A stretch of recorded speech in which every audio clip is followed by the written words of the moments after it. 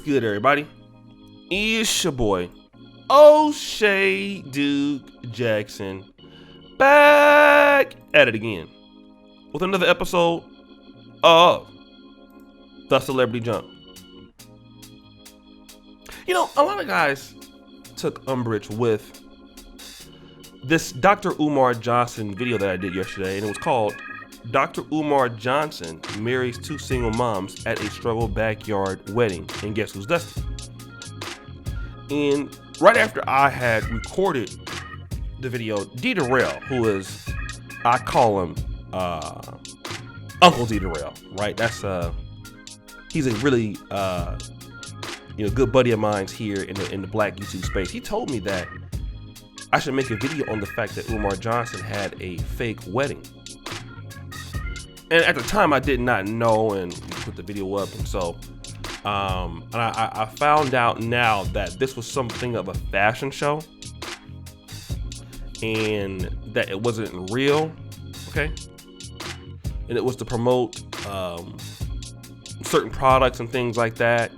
And many people were upset with me about it. And before I get into the context of the video, I want you guys to understand that I don't give a damn about you. I really don't. I really don't, because the reason why it's believable, because Umar Johnson has talked about polygamy. Umar Johnson has said he's looking for applications for queens, more than one woman. Okay? And Umar Johnson is a constitutive joke. To even throw something like this at a school that's never going to open up, and then you're including little children into your buffoonery as you're marrying two women in front of little kids. That's not a joke to me. That's not a prank to me. That's not funny to me. It's stupid. And this is the reason why don't nobody take him. Are you serious? All of you fans who have an issue or take umbrage with what I'm talking about, I really don't give a fuck. I really wish I had one to give you. I just don't. Okay? I don't. And I'm standing on what I'm saying. It was ghetto. Nobody as an academic does anything like that. Nobody who want to work with children even play like that. There are many other ways to do a fashion show than you get your fat ass up there and marry two women. There's something else that you can do. But no, that's what he wanted to do. And I guarantee you part of it was his idea, because I've heard him talk about it. And then you wonder why don't nobody take him serious. And why nobody should take him serious. You don't play like that. Especially when you're a man that's 46 years old. You don't, that's dumb. But nonetheless, let me talk about something that I know to be true. And again, you guys know that I was on the phone with someone. I won't tell you who they are. But there is really good evidence out there in these streets. And most of you brothers were commenting that. Some of you brothers were commenting that in this comment. I didn't say anything, but I'm going to say something now. That as much as Hotep and Back to Africa and all of these things that Umar Johnson pushes about light-skinned people not being black, and he talked about that to a certain degree. I believe I heard him say that.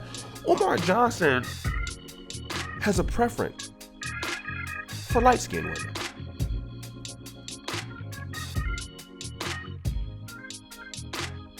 Okay, I don't know if you guys, and see, I was alerted to this preference 2 days before by somebody, because I really didn't. I mean, I just thought Umar Johnson was just a male thotty for the streets. I didn't really think that he had a preference. I just thought that anybody who could read and write and breathe, and that would open his legs, he would deal with. I didn't know that it was true. Umar Johnson, though, and both of the ladies are light skinned. Umar Johnson, outside of the contra stripper, from what I understand, many of the women that he deals with are light skinned. And I just want to tie it back to the overall hypocrisy to the man's message. See, a lot of times when, and David Carroll said this before, and I thought it was very interesting. When you get black women who have a problem with white folks, it's typically white women that they have the problem with, not white men. Okay? If you think about it, Black women have a problem, more of a problem with white women, not white men. Same thing with black men. You ever notice that?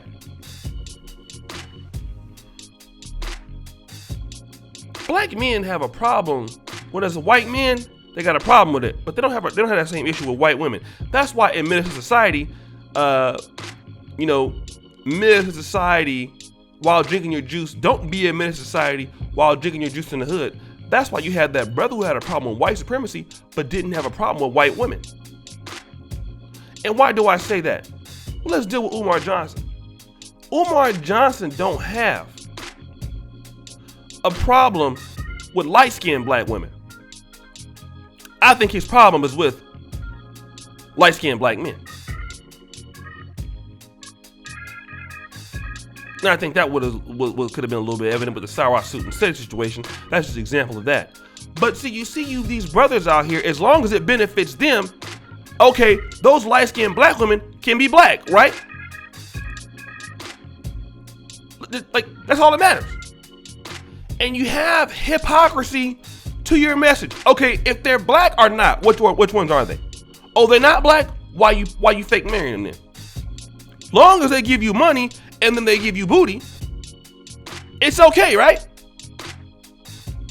Now they black as they want to be, right? Y'all don't want to talk about this, do you? Then you wonder why the man don't get nowhere. Okay? You wonder why the man don't get nowhere. Because why? He's a buffoon. All right? And then when Umar, because, off the record, Umar deal with light-skinned women a lot. And how does he do this? He goes to these little dusty ass talks. Okay?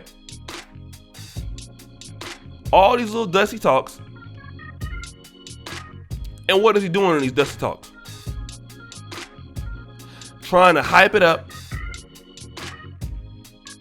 The white man is this, we need that, and all this and that. And then after the talk is over, here come Umar Johnson trying to settle it up. Because Umar ain't got no game. Everything Umar be doing with these, he's a goddamn liar. Talking about, you think if Umar will lie about building that school, which ain't coming out no time soon, Jesus will get off the cross first before Umar make the school.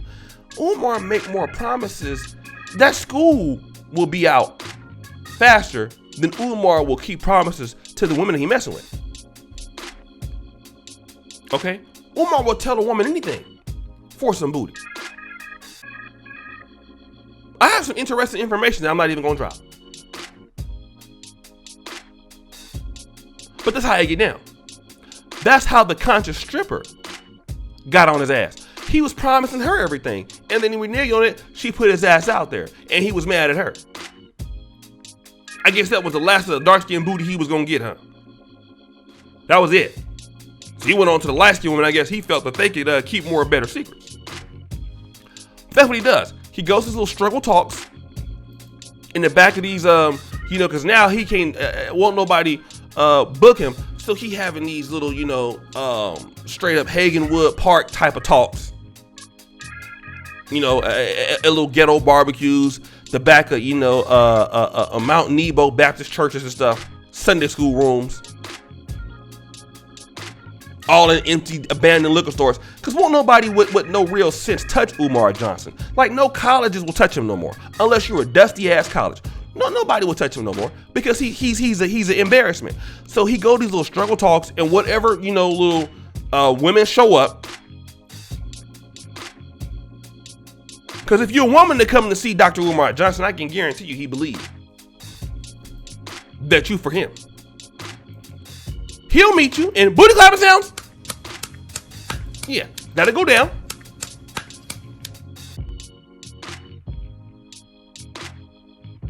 All right, and then once that go down, he'll be telling them they're gonna be together and he need more than one queen. And then he go on to the next city. He no different than anybody else.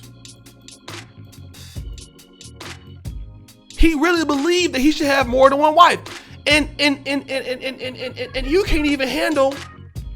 Omar can't even handle one person. He can't even handle himself with his homeless ass. All right? Brother Polite, same thing. Young Pharaoh, same thing. And I'm putting them in the same category as all of them. Because in my account, I believe all of them are liars. You can like him if you want to. All of them are liars. And I don't have no problem with them. I'm just calling like I see they all lying. I don't defend them over here.